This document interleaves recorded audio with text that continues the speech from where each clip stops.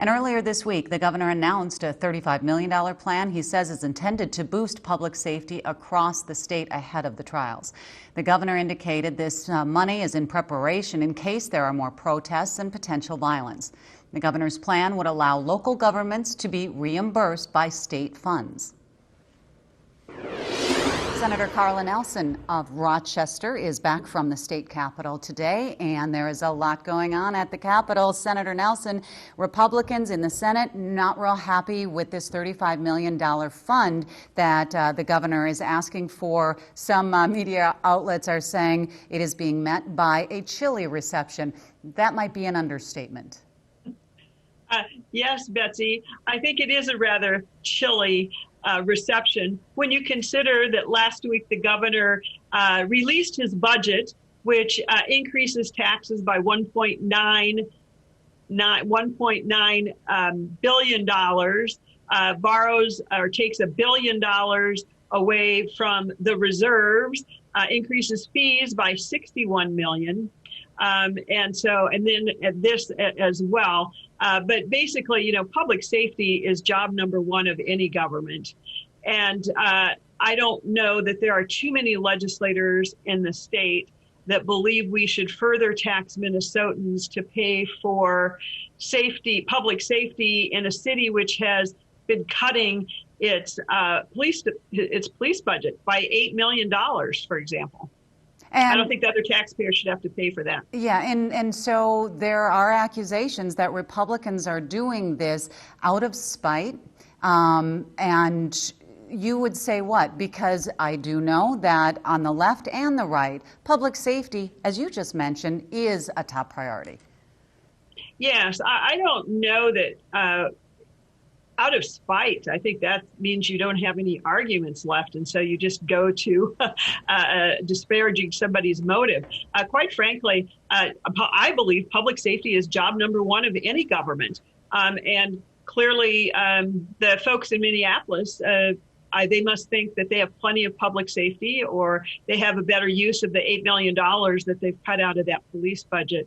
But the long and short of it is, I don't think we should be asking Minnesotans across this state, who are struggling, by the way. Many families and businesses are tightening their belts, struggling through this pandemic and the related shutdowns.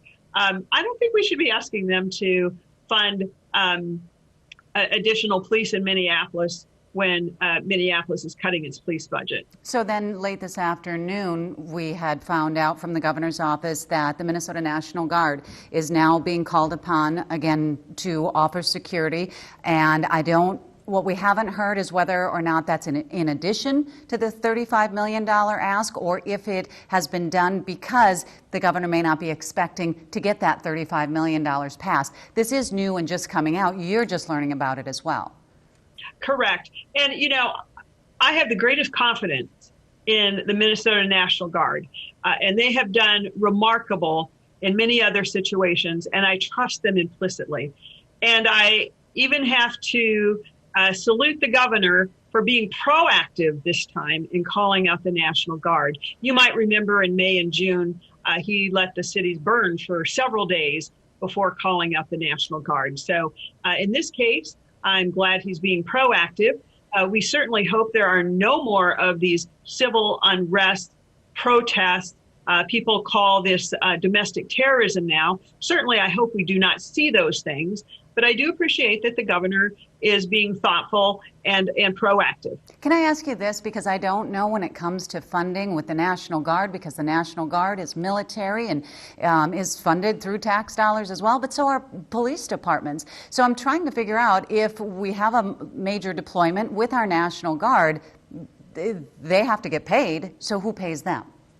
Well, as you said, it is the taxpayer. There is one taxpayer, whether they're paying at the state level, the local level, the federal level. But I do know there are things to look at into who is paying that and how much is already accounted for in the budget and how much is over the budget. So I think there are true reasons to be looking at should there need to be additional public safety? How is that paid for? I think that is a reasonable thing to look at. I'm just not confident that the governor's emergency $35 million now is perhaps the best way to do that. But I do think he's doing the right thing to have the National Guard in place proactively. And that was through use of an executive order this afternoon. I want to talk more about the governor's executive orders and your pushback specifically. But if you can, just give me 2 minutes. We're going to take a break. We'll come back and talk about education next, okay?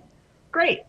It is nothing new when we talk about the governor's executive authority under the peacetime emergency that we have been in for almost a year now. And it is nothing new to talk about how House and Senate Republicans at the state capitol have been trying to get the governor to relinquish those executive powers and end the peacetime emergency so that the legislature can have more of a say on what gets done during this pandemic. Senator Carla Nelson is joining me from her home here in Rochester. A lot happening at the state capitol this week. But when we're talking about education specifically, Carla, you had introduced something in the last few weeks talking about the governor's executive authority when it comes to education. Now, I wanted to ask you this because the governor has put education decisions in the hands of local districts. So therefore, he's not using his executive authority. Walk me through that. Oh, yes. Well, in March of last year, the governor did use his executive authority and closed schools. And quite frankly, I supported that. We did not know much about the virus at that time. We had no treatments. We had no therapies. And I definitely supported that. But as you know, as this virus, this pandemic has waned on, we have now developed more therapies, more treatments. We know a lot more about the virus. We know what the fatality rate is. We know the transmission rate. We're finding that students are not super spreaders. We're finding that schools that have opened safely during this time, particularly our Catholic schools across the state, they're not seeing large rates of transmission, and other countries are seeing that as well. The schools are not super spreader sites. And in fact, the new CDC director said as well just yesterday that schools should be able to open safely, and it does not require that all teachers have vaccines, that there are safety protocols in place that will keep kids safe. And so we've learned a lot more about the virus than we knew last March. But the governor has continued to have these dials that he kind of rolls back, but actually we don't know that what kind of science those dials are based upon. But the fact of the matter is the governor has relinquished local control to schools as long as they agree with him. Okay, but so if you want to open your school and the governor says, well, no, you can't, then you cannot, then the schools are not able to reopen. So is your thinking then, as we move forward, that the governor would be using his executive authority to step into local districts and use his executive authority, and that's why you're saying we want to take that back or that piece out? Well, I want to make sure I'm very clear here. The governor has already used his executive authority, which requires that schools cannot open unless they meet certain metrics that the governor has set aside. So unless he just declared it today, that schools have full autonomy to open how and when they think is safe, he did. I do not believe he said that. No, today. He hasn't, and that clarifies things more because the DFL argument has been up until this point when you started the push saying the governor needs to take his executive authority out of our schools, and the DFL response has been he's leaving it up to districts, but there's the clarification. Under certain guidelines. Yeah, only if you agree with him. And you will recall that I also pushed this forward on July 20th on our special session, that the governor does not know, as well-meaning and as well-intended as it may be. Our schools are incredibly different. Our state is very diverse. The conditions on the ground are not known by the governor. He does not know exactly what metrics and risk mitigation efforts are able to be put into place. And so the things have changed dramatically, as I said, with new therapies, new treatments, vaccines now. And more importantly, we realize that schools are not super spreaders, and both Democrats and Republicans are noting that and calling for schools to get back to let our students get back into school. Because number one, for public health, we have seen the risks that are incurred when children are not in school personally with their teachers. St. Paul has seen a 400% increase in failures.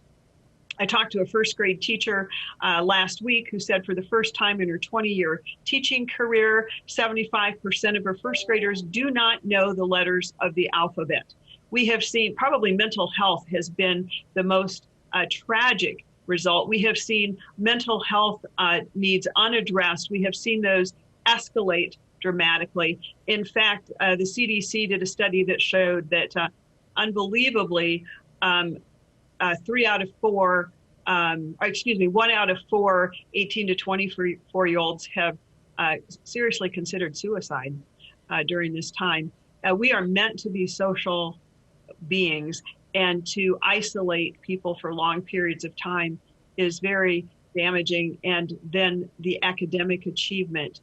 We've for the longest of times, we've had the nation leading achievement gap, and this closure has only made it worse. We have a third of our kids who never checked in from March 13th until school started this fall. And did they check in this fall? I do not know. But there are too many kids who are not checking in, who are not getting the education that they need. And it's falling most harsh on those children who are at greatest risk in the first place. You're meeting with parents today. What is it that you're going to hear from them? And there's been a push for months to get kids back in the classroom. Do you see that happening because the governor still holds the authority? Well, I'll look forward to meeting those parents today and learning from them. But the point is, the legislature is in session now. The governor does not need those emergency powers when the legislature is right there, ready to act and work in concert with the governor. But our Constitution, we have 3 checks and balances. We have the administrative branch, we have the legislative branch, and we have the judicial branch. And when it comes to legislation, we have the governor, the House, and the Senate. And right now, it's just that administrative branch, and that just does not give us the best outcomes. And we must restore our constitutionally required separation of power. You have a lot going on, Senator. I appreciate you taking this amount of time to chat with me about this and clarify some things. I appreciate it. Thank you so much, Betsy. Thank you. Be well.